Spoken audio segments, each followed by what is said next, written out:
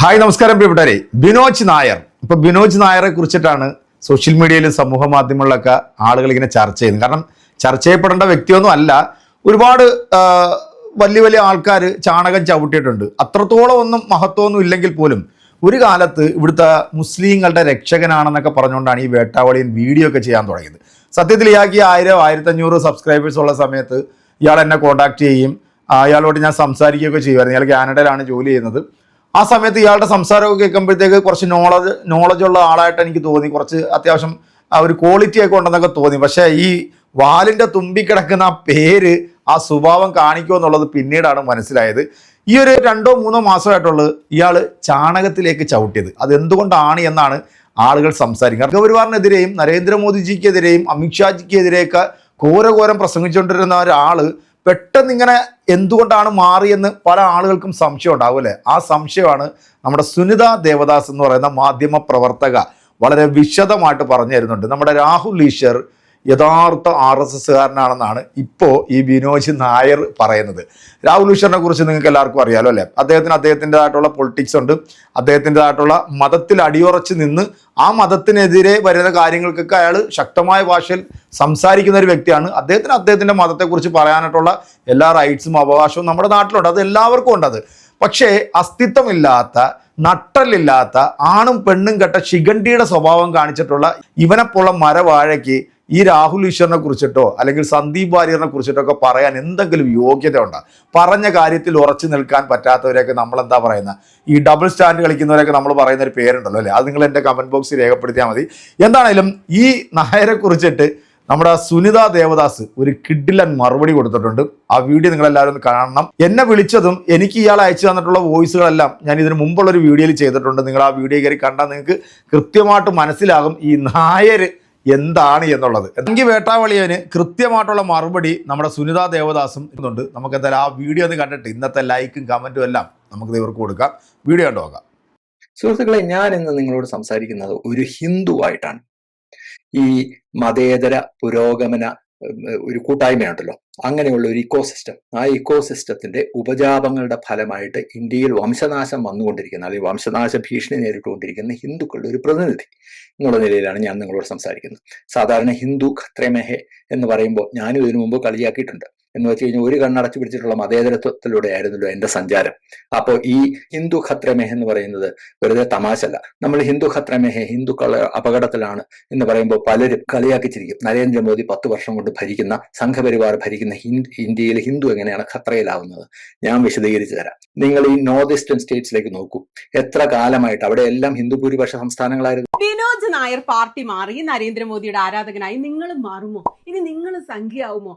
ആരും വിശ്വസിക്കാൻ കൊള്ളാത്ത കാലം എന്നാണ് കമന്റുകൾ നിറയുന്നത്. ആദ്യം ഞാൻ വിചാരിച്ചു എവിടെയോ ആരൊക്കെയോ എവിടേക്കോ എന്തൊക്കെയോ ചെയ്യും. അതിനിപ്പോ നമ്മളുടെ സമയം ചെലവാക്കി ഇതിനൊക്കെ മറുപടി പറയുന്നത് എന്തിനാണെന്ന്. ലോകത്ത് ആദ്യമായിട്ടൊന്നും അല്ലല്ലോ ഒരാൾ സംഖ്യയാവുന്ന. എത്രയോ പേര് ദിവസം ചാണകത്തിൽ ചാടുന്നു, ചവിട്ടുന്നു, ചാണകത്തിൽ കുളിക്കുന്നു.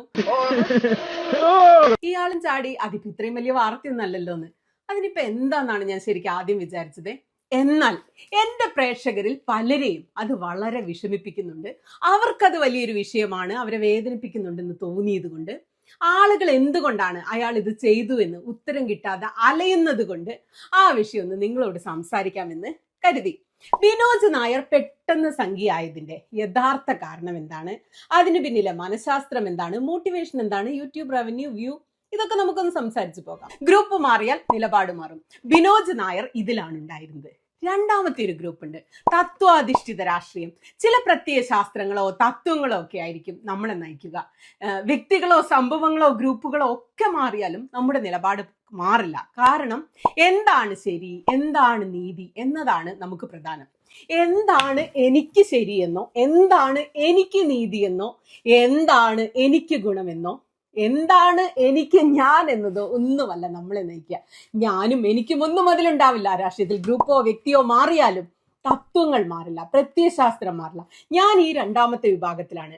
ബിനോജിനെ പോലെയുള്ളവർ മാറുന്നത് കണ്ട് ഞാൻ എൻ്റെ നിലപാട് അതുകൊണ്ട് മാറ്റേണ്ടതില്ല. എന്റെ രാഷ്ട്രീയം ആരെയും ആശ്രയിച്ചുള്ളതല്ല, അത് നീതിയിലും ശരിയിലും അധിഷ്ഠിതമാണ്. ഒരിക്കലും ഇയാൾ എനിക്കൊരു ഇമെയിൽ അയച്ച് എൻ്റെ ഫോൺ നമ്പർ വാങ്ങിയിട്ട് എന്നോട് സംസാരിച്ചിരുന്നു. അന്ന് എൻ്റെ ഒരു ഇന്റർവ്യൂ ആണ് ചോദിച്ചത്. അയാളുടെ യൂട്യൂബിൽ പോയി സംസാരിക്കേണ്ട ഗതികേട് എനിക്ക് ഇല്ലാത്തത് കൊണ്ടും എനിക്ക് താല്പര്യമില്ലാത്തത് കൊണ്ടും ഞാൻ താല്പര്യമില്ല എന്നു പറഞ്ഞു. എനിക്ക് സത്യത്തിൽ ഒരു കാലത്തും ഈ പുള്ളിയെ തീരെ താല്പര്യമില്ലായിരുന്നു. ഒരൽപ്പൻ എന്നാണ് ഞാൻ എല്ലാ കാലത്തും പുള്ളിയെക്കുറിച്ച് എൻ്റെ അഭിപ്രായം ഉണ്ടായിരുന്നത്. കാരണങ്ങൾ പലതുണ്ട്. ഒന്ന്, എല്ലാം ഇപ്പോഴും ഇയാൾ മുസ്ലിങ്ങളുടെ ഒരു തന്ത ചമയൽ സംരക്ഷണകരായിരുന്നു ഇയാളുടെ പണി. അതിന് പുറത്തു നിന്നുള്ള, പ്രത്യേകിച്ചും നായർ ജാതിവാലുള്ള ഒരാളുടെ ഉപദേശം ആവശ്യമുണ്ടെന്ന് ഞാൻ കരുതിയിരുന്നില്ല. രണ്ടാമത്, എനിക്ക് ഇയാൾ ഭൂലോക ഫ്രോഡാണെന്ന് മനസ്സിലായത് രാഹുൽ ഈശ്വറിനെ സൂക്ഷിക്കണേ മുസ്ലിങ്ങളെ എന്ന് പറഞ്ഞുകൊണ്ട് ഇയാൾ തുടർ വീഡിയോ പരമ്പരകൾ ഇറക്കിയിരുന്നു. രാഹുൽ ഈശ്വറിനെ വിമർശിക്കുന്നതിലോ സൂക്ഷിക്കണം എന്ന് പറയുന്നതിലോ ഒന്നും ഒരു പ്രത്യേകിച്ച് പ്രശ്നമൊന്നുമില്ല. രാഹുൽ അങ്ങനെ വിമർശനത്തിന് അതീതനായിട്ടുള്ള ആളൊന്നുമല്ല. പക്ഷെ രാഹുൽ ഈശ്വറിനെ നിങ്ങൾ സൂക്ഷിക്കണേ മുസ്ലിങ്ങളെ എന്ന് പറയുന്നത് പച്ചയായ അശ്ലീലമാണ്. അതെന്താ? രാഹുൽ ഈശ്വറിനെ ഹിന്ദുക്കളും ക്രിസ്ത്യാനികളും സൂക്ഷിക്കേണ്ടേ? ഇതിന് പച്ചയായ വർഗീയത എന്നാണ് നമ്മൾ പറയുക. നേരത്തെ പറഞ്ഞതുപോലെ ഇയാൾ എന്തിനാ എല്ലാവരെയും ഉപദേശിക്കുന്നത്?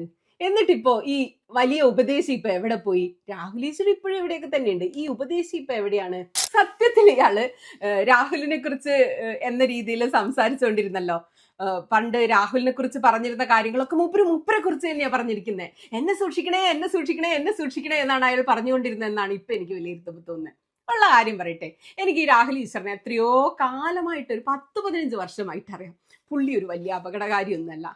അടുത്തതായിട്ട് ഇയാളുടെ ഒരു ഓഡിയോ വെനീസ് ടിവിയിൽ ഞാൻ കേൾക്കാനിടയായി. അതിൽ ഇയാൾ പറയുന്നത് എൻ്റെ ചാനലിന് അങ്ങനെ വ്യൂ ഒന്നുമില്ല, നിങ്ങൾക്ക് നല്ല റീച്ച് ഉണ്ടല്ലോ, അപ്പൊ നിങ്ങളുടെ ചാനൽ വന്ന് ഞാൻ സംസാരിക്കട്ടെ എന്നൊക്കെയാണ് പറയുന്നത്.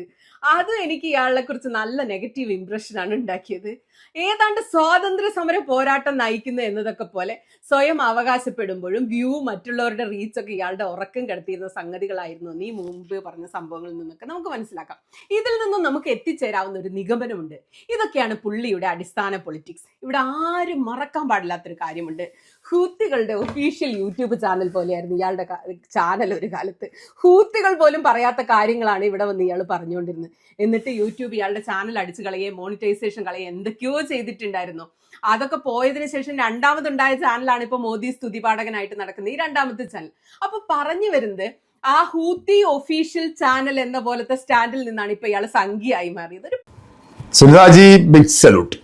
കാരണം എൻ്റെ ചാനൽ കണ്ടു എന്ന് പറഞ്ഞപ്പോൾ തന്നെ എനിക്ക് ഒരുപാട് സന്തോഷം തോന്നി. കാരണം നിങ്ങളെ ഏറ്റവും കൂടുതൽ ബഹുമാനിക്കുന്ന ഒരു വ്യക്തി കൂടിയാണ്. കാര്യങ്ങൾ കൃത്യമായിട്ട് ജനങ്ങളുടെ ഇടയിൽ അവതരിപ്പിക്കുന്ന ഒരു മാധ്യമ പ്രവർത്തക തന്നെയാണ് നിങ്ങൾ. എന്താണെങ്കിലും ഈ ബിനോജ് നായരെ കുറിച്ചിട്ട് കറക്റ്റായിട്ട് ജനങ്ങൾക്ക് പറഞ്ഞു കൊടുത്തതിന് ഒരുപാട് നന്ദിയുണ്ട്. ഞാനും ഇപ്പോഴും ഈ ബിനോജ് നായരെ കുറിച്ചിട്ടും ബ്രഹ്മ ബൂമറെ കുറിച്ചിട്ടും ഒക്കെ ഞാനും ഇപ്പോൾ ജനങ്ങളോട് പറയുന്നുണ്ട്. കാരണം സംഘപരിവാറിനെതിരെയോ സംഘികൾക്കെതിരെയോ രാജ്യം ഭരിക്കുന്ന പാർട്ടിക്കെതിരെയോ സംസാരിച്ചാൽ ആ സംസാരിക്കുന്നവർ രാജ്യവിരുദ്ധനാവും, രാജ്യദ്രോഹിയാവും.